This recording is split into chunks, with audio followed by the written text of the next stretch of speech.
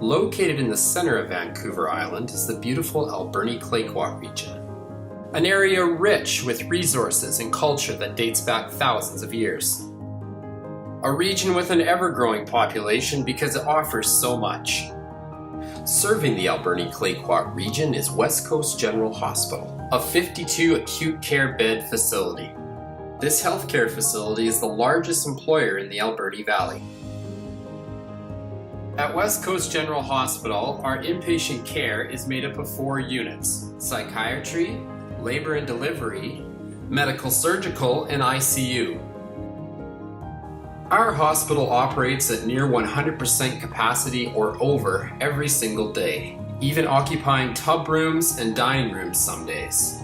With a burst in the seniors population and a housing crisis issue in Port Alberni, our hospital was struggling with timely discharges. We know that in British Columbia that we have in our health authority the lowest number of long-term care beds per capita, and the Alberni-Clayoquot region is particularly in need. So certainly we look forward to further availability of complex care beds in this area. One of the considerations that the public out there might want to review is that in the next 13 years that we will have a 24% increase of the seniors population, and how that's going to look in the demographics, the availability of hospital beds, long-term care beds, staffing to train care aides, nurses, licensed practical nurses, nurse practitioners. And the window for the 13 years is actually very short in that perspective. With the hospital operating at 130% some days, it was up to West Coast General Hospital staff to develop a system for both safe and timely discharges of our patients. And we call that system Structured Team Report. Okay, so this is the board that we use in Structured Team Report. We go through every patient we have on the unit, so that's on med-surg, labour delivery and psychiatry, and we also highlight the patients in ICU. We have different coloured buttons which mean different things. Barriers for discharge are broken down into 3 colours: red, yellow and green. When there is a barrier for discharge, a yellow or red button will be placed next to their name. Green is good to go. The red buttons down the side here are the acuity, so they are patients that require an RN, and we split our teams up with an RN and an LPN and a care aide.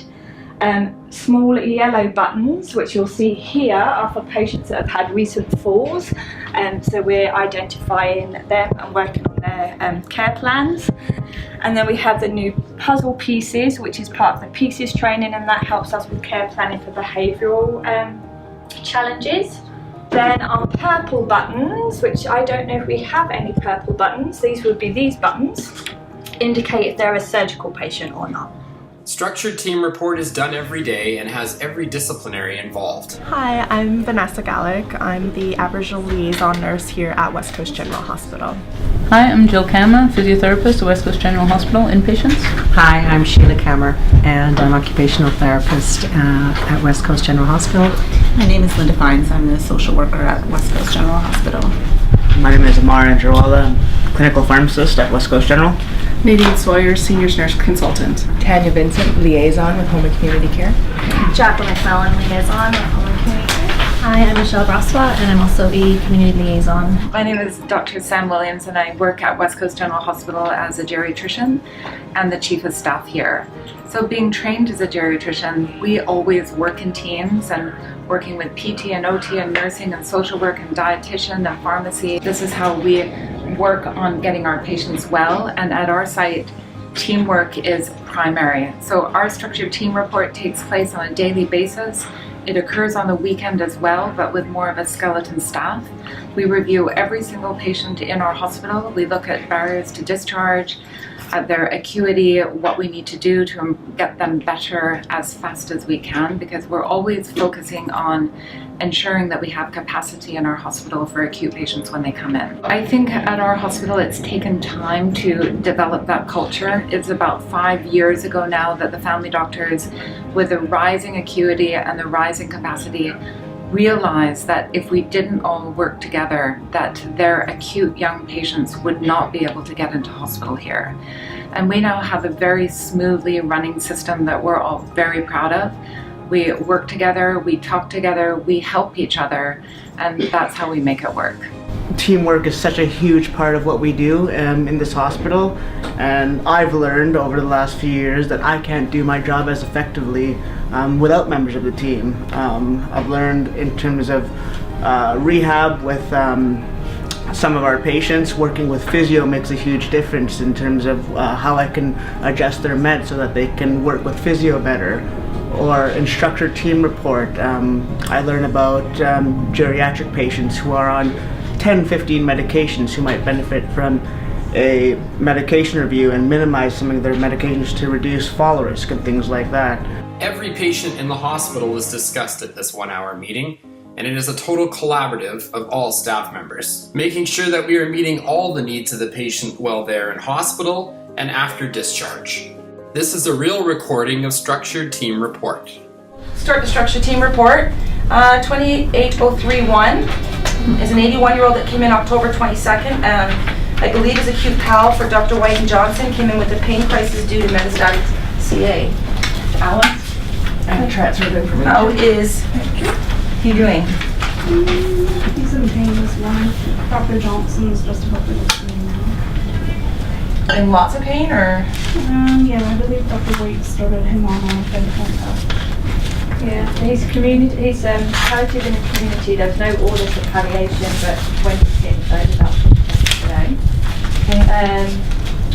He's got prostate CA with mets to the bone, pain all over, weight loss, poor appetite, Tylenol 3s, and marijuana brownies. Has been referred to Dr. Johnson. Was working till a month ago. Doesn't have much trust in the medical system. Feels his diagnosis was missed, back pain and some confusion of late. And he has nursing, palliative in the community. 48-6 does say that he's felt more confused, more anxious. He has more than 5 meds, and mobility is a big issue. He uses a cane, but he can't get out of bed, climb the stairs, walk more than a block, or get dressed. He has lost weight, pain is a big issue, and he does rely on someone else for financial support and assistance. Is he getting any home support? No, not yet. Not yet.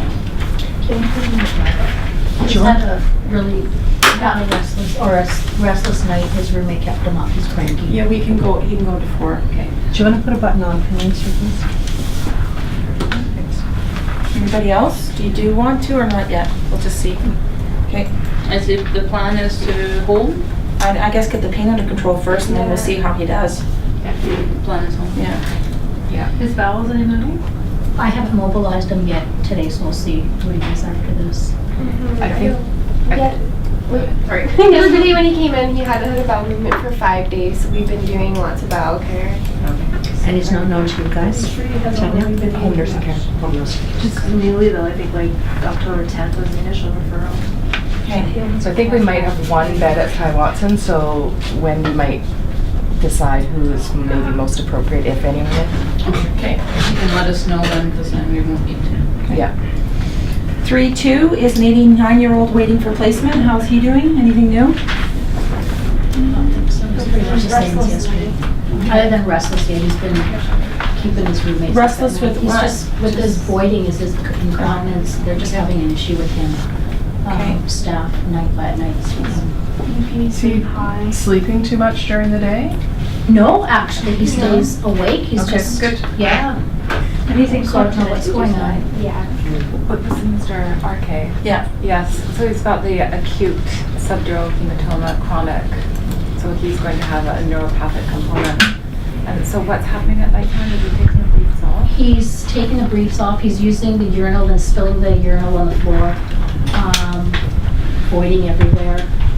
So I recommended a condom catheter on nights to see how that worked, but they didn't have time to do it, so maybe they can try tonight. Let's try that tonight. Yeah. Okay, 5-1 is a 71-year-old that came in on the 20th for Vanderbilt and Ferguson with diverticulitis. How's she doing? She's still nauseated off and on. She tolerates food like in little bits, like she can't eat her whole breakfast, but she's doing okay. She's still having frequent bowel movements. She's on a stool chart. She said that her stomach does feel better than it was. They took her off isolation initially, right? Yeah, because it was related to her diagnosis. And care-wise, she's independent. Yeah, she's totally independent to the bathroom. Nadine, are you anything? Yeah, I followed up with her yesterday related to some of her pre-hospital checklist concerns. So she's had a previous delirium while she was hospitalized, and it was related to not only her medical condition but multiple bed moves and placement in the tub room. So I've updated her care plan to just highlight that fact. So we'll put it to that move.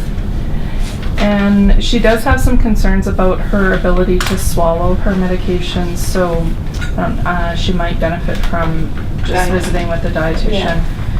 Otherwise, she does have some situational stressors that cause her mood to fluctuate, but for the most part she's okay.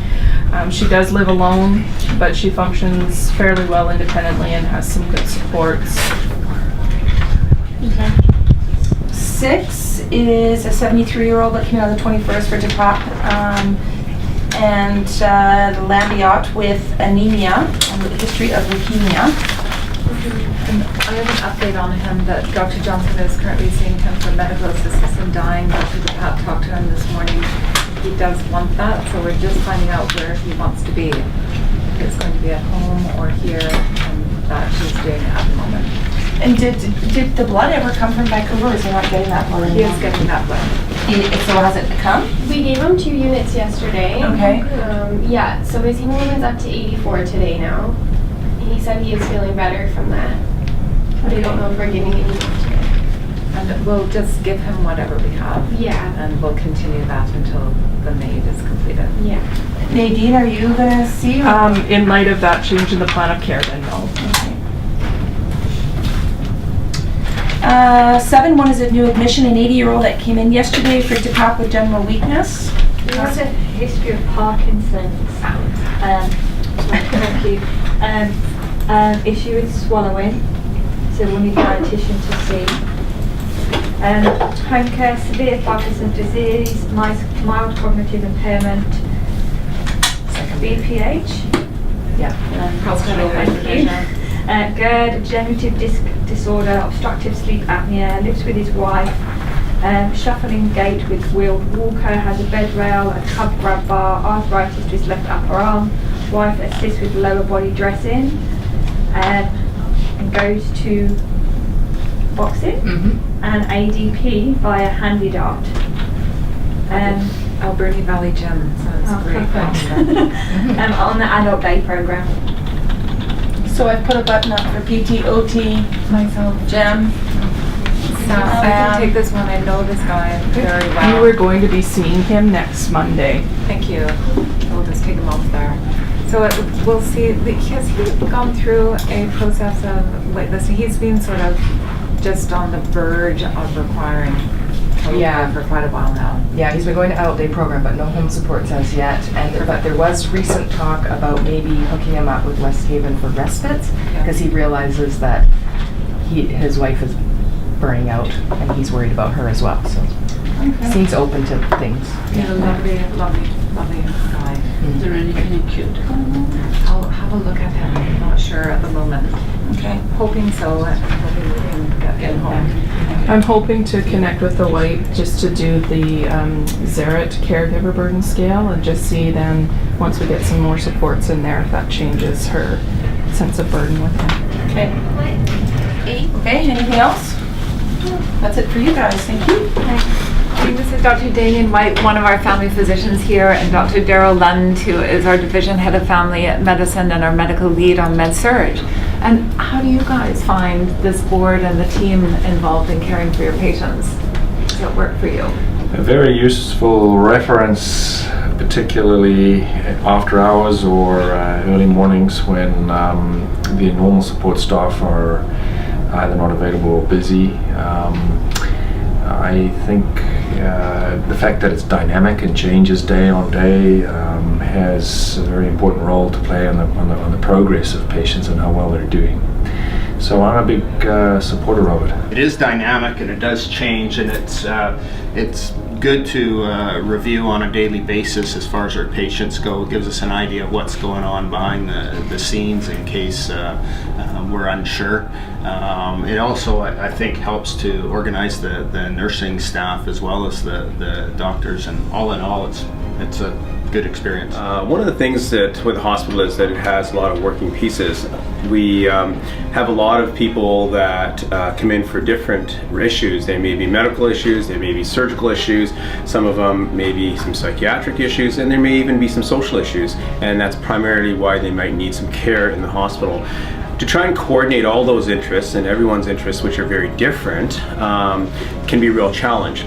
So tools such as what we're using here and morning reports can really help with that. What it allows us to do is to know a lot more about the patient, about where they are in their journey through the hospital, as well as to try and help plan their discharge so that we can have supports in the community, supports with their family, etc., all in place well before they get discharged. For me specifically, as a surgeon, it makes a big difference because we have patients that are scheduled months ahead of time for their surgery. It might be important cancer surgery that they're having done. They may have family flying in from out of town to help take care of them afterwards. And if I have to cancel a case because there are no beds, it can be devastating. It can be devastating to the family, it can be devastating to the patient and their disease process. So having an efficient system that allows us to know that a patient will have a bed, they can be admitted, and we'll know when they're going to be discharged so the next person can be ready to come into that bed. And also when they're being discharged, they will be cared for by either their family or the community is a very important component of what's done in the organization that's done here. Work is a close, well-functioning unit, and I think that lends itself to patient discharge and care being worked at an optimum. Going forward, from an internal medicine perspective, we are going to try and will hopefully be successful to get a residency program, and as I understand, other departments will be doing the same, and that will also improve flow even further in the future.